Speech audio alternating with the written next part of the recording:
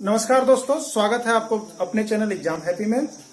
दोस्तों, मैं आज भूगोल के अंतर्गत आपको फसल जो कृषि है, कृषि पाठ, उसमें फसल के अंतर्गत जैसे ऋतु के आधार पर मुख्य फसल जैसे खरीफ फसल, रबी फसल, जायद फसल, उसी की कड़ी में एक कड़ी है रोपण कृषि। ठीक है, रोपण कृषि या रोपण फसल के अंतर्गत कौन कौन से फसल का नाम आता है, इसका मैं छोटा सा ट्रिक्स आपके बीच लेकर के उपस्थित हूं, जो कि आपके हर एग्जाम जो आप कॉम्पिटिटिव एग्जाम देते हैं, चाहे आप रेलवे की दे रहे हो, चाहे आप किसी स्टेट टेट की दे रहे हो, जेटेट की दे रहे हो, या यूपी टेट दे रहे हो, एमपी टेट दे रहे हो, तो ये एक फसल जो है ऐसा प्रश्न है जो ईवीएस के अंतर्गत या सोशल स्टडी के अंतर्गत आपके एक प्रश्न हमेशा पूछे जाते हैं कि इनमें से कौन सा फसल जो है वो रोपण फसल के अंतर्गत आता है। तो दोस्तों, मैं यहाँ पे आपको बता दूं कि रोपण फसल जो है एक व्यवसायिक फसल है जो आपको बहुत अधिक मात्रा में किया जाता है, और उससे क्या होता है कि बहुत अधिक अर्निंग की जाती है, व्यवसाय की जाती है ये रोपण फसल के अंतर्गत।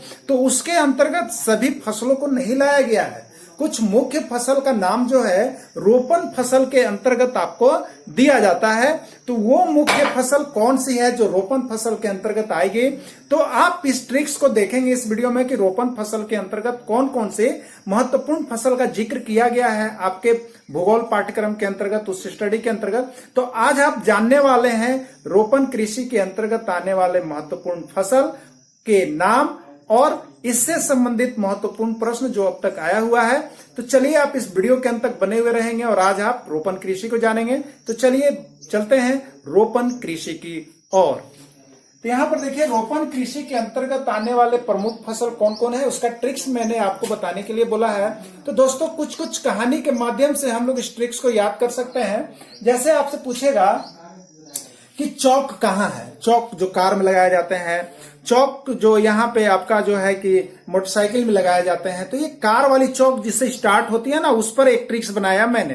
वो क्या था ट्रिक्स कि एक आदमी ने पूछा कि चौक कहाँ है, वो आदमी कार बनाने वाला था, उसने बोल दिया कि चौक जो है कार के पास बा। वो देहाती भाषा वाले, उन्होंने बोला कि चौक जो है कार के पास बा। तो इसी पर एक बात उभर करके आ गई दिमाग में और उस पर एक ट्रिक बन गया। आप भी इसी तरह से बात को उमाड़ो और एक ट्रिक बनाओ। तो वो ट्रिक क्या था? वो ट्रिक है कि चौक कार के पास बा। चौक कहाँ बा? कार के पास बा। तो इतना से एक ट्रिक्स बनते हैं और इससे रोपण कृषि आपकी याद हो जाती है। और इससे क्या फायदा होता है कि रोपण कृषि आपकी याद हो जाती है। तो रोपण कृषि याद हो जाती है तो उससे और क्या होते हैं, तो आपके एक प्रश्न बन जाते हैं कि रोपण कृषि से कोई भी प्रश्न आएगा तो उसका कंफ्यूजन आपका दूर होने वाला है, उसका कंसेप्ट आपको क्लियर होने वाला है, और एक प्रश्न आपके जो एग्जाम में पूछा जाएगा वो आप क्लियर करने वाले हो। तो इतनी सारी फायदा के लिए एक छोटी सी ट्रिक्स पढ़ना है। तो आप, आशा करता हूं मैं कि आप अवश्य ही पढ़ेंगे और वीडियो के अंत तक बने हुए रहेंगे। तो आइए देखते हैं यहाँ पे क्या है। देखिए, हमने बनाया है, अभी आपको बोला, अपनी कहानी बताई कि क्या था। तो चौक कार के पास बा, इसमें सबका अलग अलग अर्थ है। तो देखिए यहाँ पे क्या क्या अर्थ है मैं आपको बताने वाला हूं। तो चाय, यहाँ पर जो चाय है उससे चाय है, उससे क्या है दोस्तों? चाय है। ठीक है। क जो है वो आपका कहवा है। ठीक है, क क्या चीज है? कहवा है। का क्या चीज है दोस्तों आपको? तो का जो है आपका काजू है। का क्या है? काजू। इसमें र क्या है? र आप देख रहे हो, तो र जानते हो रबड़। क्या जानते हैं? रबड़ के पौधे रबड़ होते हैं। ये के क्या है? इसमें के नया, के जो नाम है वो के क्या है? तो के से केला है फ्रेंड्स। और ये पास क्या है? तो पास से हो गया कपास। पास से क्या हो जाता है? कपास। तो इस तरह से ये सारे फसल जो है आपको वो रोपण कृषि के अंतर्गत आते हैं।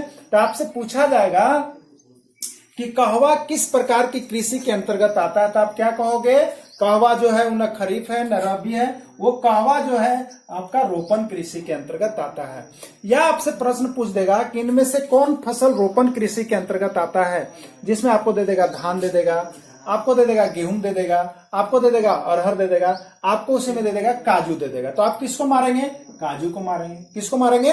काजू को मारेंगे। तो ये ट्रिक्स आपको याद कर लेने हैं रोपण कृषि के अंतर्गत आने वाले फसल, जिससे आपको किसी भी तरह का प्रश्न पूछा जाएगा तो आप उसका कंसेप्ट क्लियर कर लोगे और सब सही सही जवाब दोगे, ये मैं आपको विश्वास दिलाता हूं।